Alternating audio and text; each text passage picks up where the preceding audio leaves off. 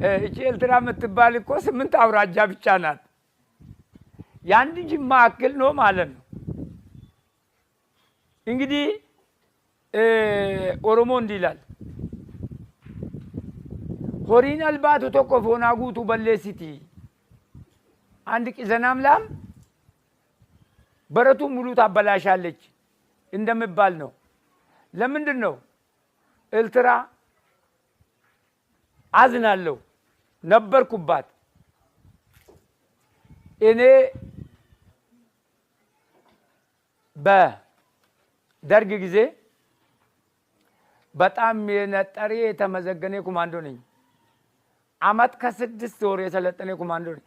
የጀግናው 3ኛ ሜካናይዝድ ክፍለ ጦር የ301ኛ ሜካናይዝድ ብርጌድ መሐንዲስ ሻምበል ነኝ።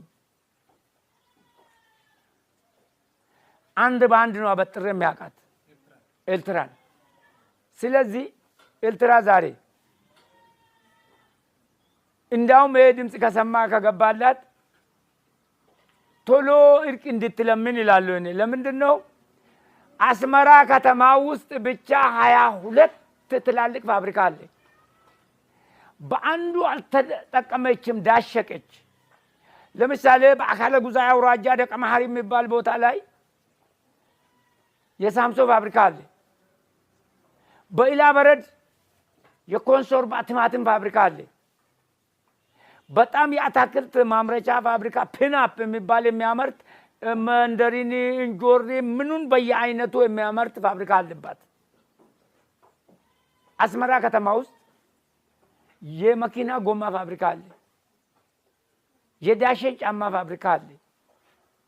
የሱፍ ፋብሪካ አለ። የሚሎቲ ቢራ ፋብሪካ አለ።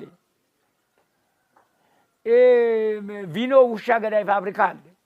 የተለያዩ ፋብሪካዎች ያሉባት ዛሬ ማለት ነው። ሰንበል አውሮፕላን ማረፊያ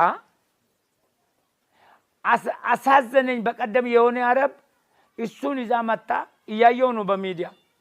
አንድ አውሮፕላን ብቻ ወርዳ ያ እኔ የሚያውቀው አውሮፕላን ማረፊያ የለም፣ ተቦጫጭቆ አልቋል።